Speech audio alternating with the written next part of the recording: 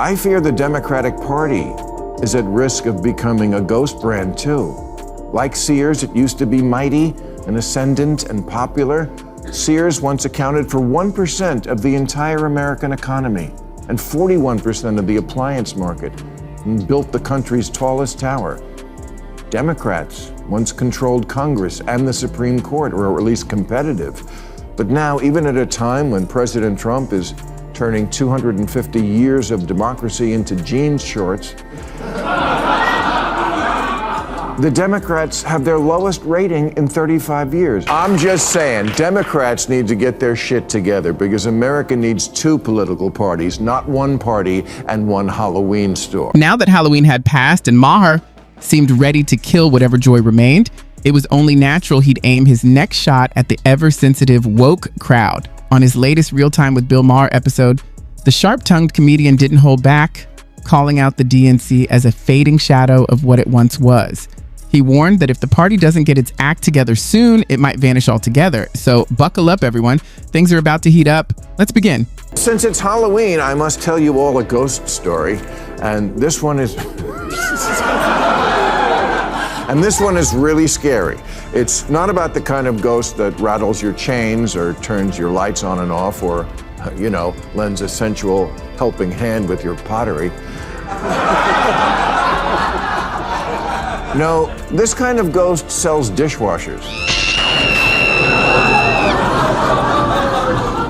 Or at least it did. Yes, I'm talking about a ghost brand. A ghost brand. That's a company or a store that, like Sears, still exists, but only as a pathetic shell of its former self. The brands that make you say, oh, they're still making that? Because they screwed themselves out of relevance, and now their logos haunt us. You probably already know Maher's reference to what he calls a phantom corporation. Their influence has all but vanished. Unlike in previous years, their visibility is faint, almost ghost-like. Once dominant forces in both politics and industry, they've now become faded relics, struggling to keep pace with a world that has moved far beyond them. Their voices echo, but no one seems to listen. And if you're still curious about who Maher is really aiming at with this haunting comparison, just wait. His punchline is coming, and it's going to land exactly where it hurts most. I'm talking about brands like Kodak, Polaroid, Radio Shack, GE, Atari, and RCA. They still have value because name recognition is a huge asset, and so is nostalgia. You trust Hitachi to make a magic wand because mom had one. And let's leave it at that. But it's not where you want to be as a business, barely surviving on old customer habit with just enough juice in the name to still slap it on something and sell it somewhere. That somewhere being a street vendor's table in Chengdu, where you can get a Playboy keychain for $1. If there's still any doubt about who Maher is calling out, his final jab makes it crystal clear. His criticism hits the DNC directly, and their recent silence only proves his point. Aside from a few outspoken figures like Alexandria Ocasio-Cortez and Zoran Mamdani, the party seems stuck in neutral. The fiery energy that once fueled progressives has faded into cautious quiet and political fatigue. But Maher's message goes deeper than party politics. As the DNC's once powerful voice fades into the background, many are left wondering whether the party even remembers what it stands for anymore. Cautionary tale of the ghost brand is an important one because it applies not only to business, but also to politics. I fear the Democratic Party is at risk of becoming a ghost brand too. Like Sears, it used to be mighty and ascendant and popular. Sears once accounted for 1% of the entire American economy and 41% of the appliance market and built the country's tallest tower. Democrats once controlled Congress and the Supreme Court, or at least competitive. But now, even at a time when President Trump is turning 250 years of democracy into jeans shorts, the Democrats have their lowest rating in 35 years, 63% unfavorable. What happened? I don't know. What happened to Sears? He's spelling it out without hesitation. Maher is taking aim at a media landscape that spent years fueling division through fear and selective storytelling.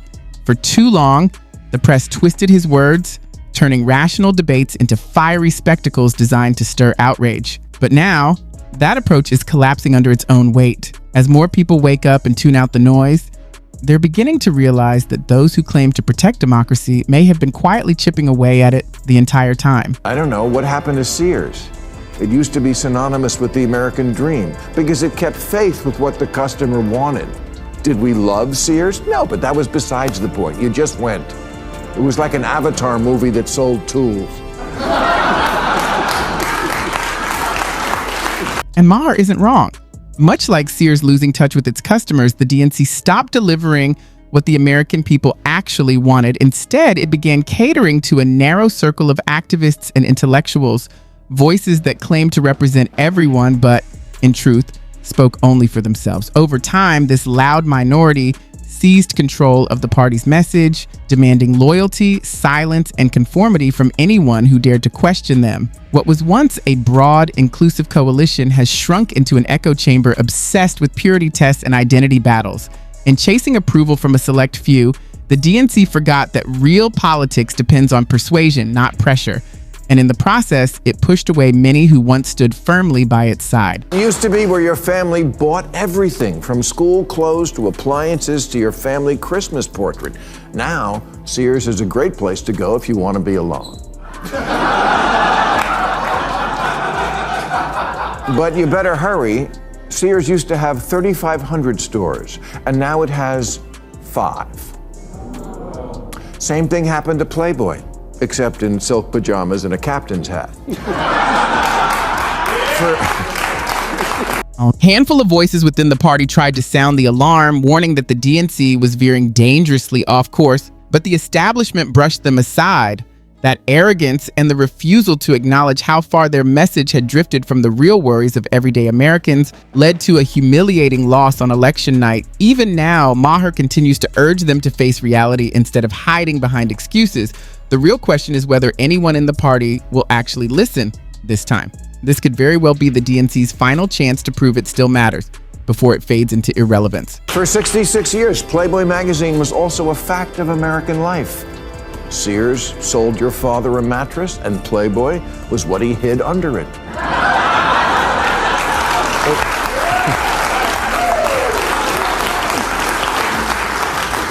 It was a surefire product, plus real journalism. You could read an interview with Carter while enjoying photos of Bush.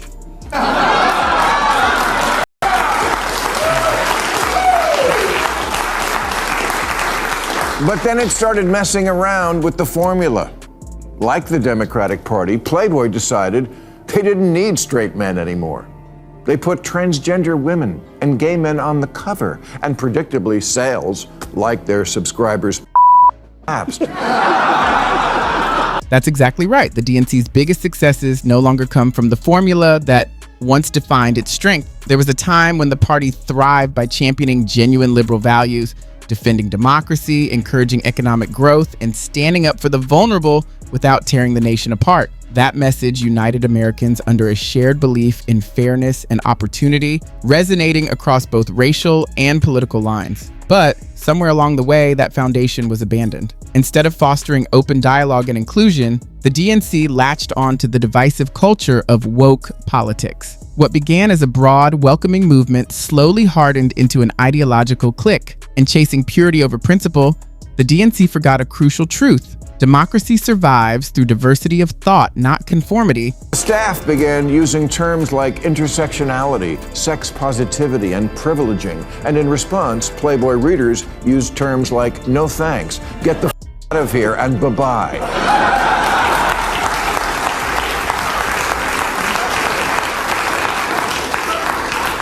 At one point, Playboy, yes, Playboy, even dropped the nudity, which is like cigar aficionado announcing, we're getting rid of the cigars. It went from entertainment for men to re-education for nobody, and enlightened their way to unpopularity. I think Maher's comparison between the DNC's decline and the downfall of Playboy magazine is both brilliant and biting, equal parts truth and satire. Both once stood as bold symbols of freedom and rebellion, only to surrender later to pressure, censorship, and the pursuit of relevance through self-restraint. Playboy lost its audience the moment it abandoned the daring spirit that made it iconic, trading courage for political correctness. And now, by betraying its foundational liberal ideals to satisfy an increasingly intolerant fringe, the DNC is repeating that same mistake. But unlike Playboy, the DNC can't simply reinvent itself as a brand. Politics isn't about image, it's about conviction and survival. If the party doesn't rediscover its purpose soon, it won't just lose influence. It could cease to function entirely. Sometimes you got to give the people what they want. But for some weird reason, it's apparently tempting for some people to not do that. Because even Cracker Barrel recently decided that they felt a little embarrassed that it was so popular with bumpkins who salivate at the sight of an old wagon wheel screwed to the wall. So they changed it to this, which got them no new customers while pissing off the old ones. It reminded me of when Chuck Schumer said in 2016 that for every blue-collar Democrat we lose in Western Pennsylvania, we're going to pick up 2 moderate Republicans in the suburbs of Philly, Ohio, Illinois, and Wisconsin. Yeah, how'd that work out?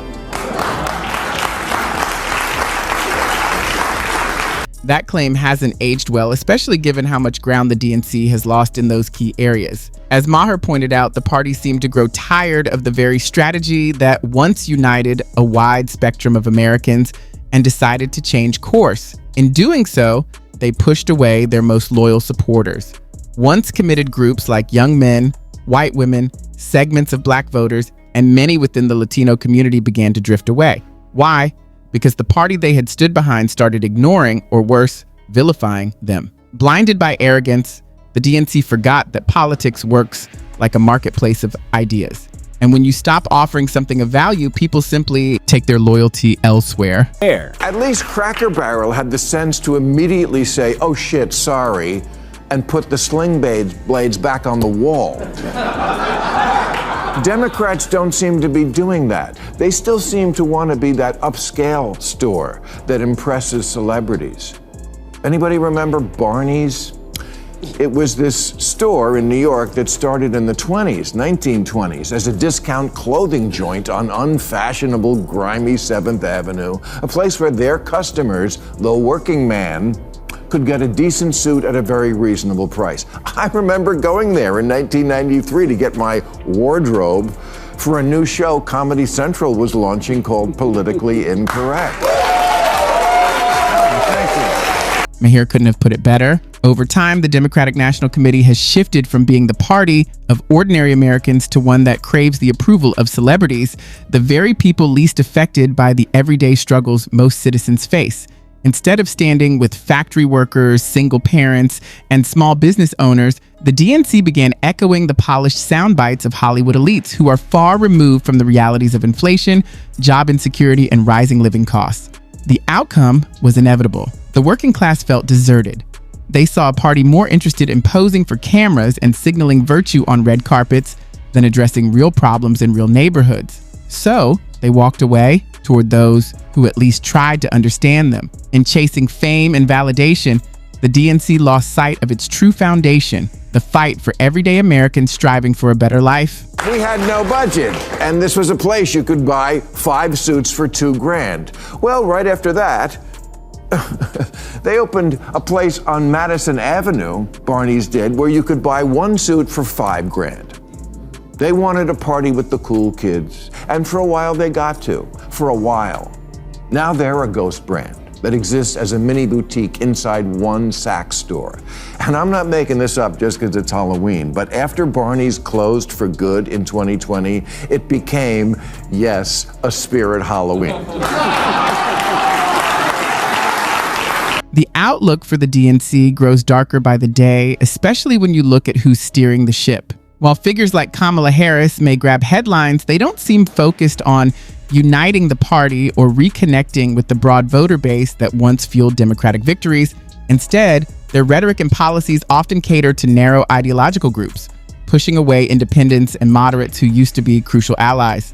Maher's warning now feels eerily prophetic. The DNC is starting to resemble a fading brand, one that's lost touch with its own supporters. Like the shuttered luxury retailer Barney's, it risks becoming nothing more than a glossy illusion, nostalgic but hollow. What was once a powerful force now lingers as a shadow of itself. And if the DNC doesn't rediscover a sense of pragmatism soon, political extinction may arrive sooner than anyone expects. I'm just saying, Democrats need to get their shit together because America needs two political parties, not one party and one Halloween store. Maher's critique ultimately reaches far beyond party politics. It's about survival. The DNC's downfall stems from forgetting the very values that once made it strong: inclusivity, plain common sense, and a genuine connection to everyday Americans. By trading those ideals for celebrity approval and academic posturing, the party has pushed away the very people who built its foundation. Maher's message is simple but vital. Stop lecturing and start listening. If the DNC continues down this self-righteous and isolated path, it won't just lose elections, it will lose its identity. And once it fades into a shadow of what it used to be, there may be no way back. That's all for today's video. If you enjoyed this breakdown, don't forget to hit the like button and subscribe for more content like this. Thanks for watching, and see you next time.